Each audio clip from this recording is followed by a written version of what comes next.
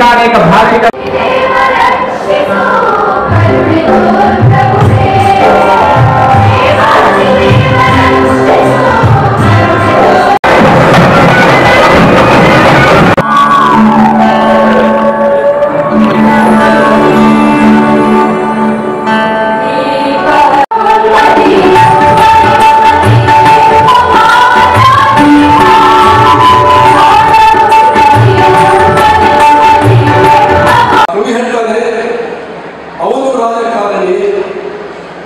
ರಾಜಕಾರಣಿ ಅವನಿಗೆ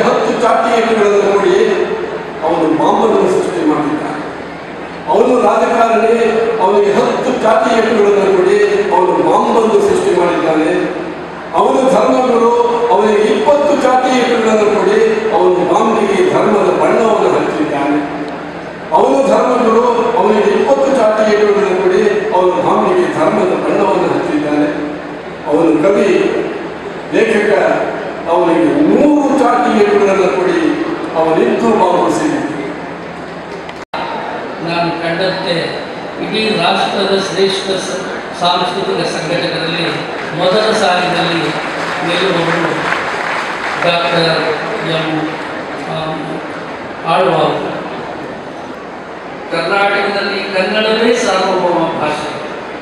ನಮ್ಮ ಈ ನ್ಯಾಯಾಂಗ, ಕಾರ್ಯಾಂಗ, ಶಾಸಕಾಂಗದಲ್ಲಿ ಕನ್ನಡವೇ ವಿದ್ರೋಹಿಸಬೇಕು. ನಮ್ಮ ಜನಗಳು ಜಗಳಾಡುವುದು ಕನ್ನಡದಲ್ಲೇ. ಆ ಜಗಳ ನ್ಯಾಯಾಲಯದ ಮೆಟ್ಟಲನ್ನು ಹತ್ತಿದಾಗ ವಕೀಲರು ವಾದ ಮಾಡುವುದು ಇಂಗ್ಲಿಷ್ನಲ್ಲಿ, ಕೊನೆಗೆ ನ್ಯಾಯಾಧೀಶರು ತೀರ್ಪು ಕೊಡುವುದು ಇಂಗ್ಲಿಷ್ನಲ್ಲಿ. ಕಕ್ಷಿದಾರರು ಈ ತೀರ್ಪನ್ನು ಅರ್ಥ ಮಾಡಿಕೊಳ್ಳಲು ಇಂಗ್ಲಿಷ್ ಗೊತ್ತಿದ್ದವರನ್ನು ಅವಲಂಬಿಸಬೇಕಾದ ಅಸಹಾಯಕ ಸ್ಥಿತಿ ಏರ್ಪಡುತ್ತದೆ. ಈ ವಿಪರ್ಯಾಸ ಕೊನೆಯಾಗಬೇಕು.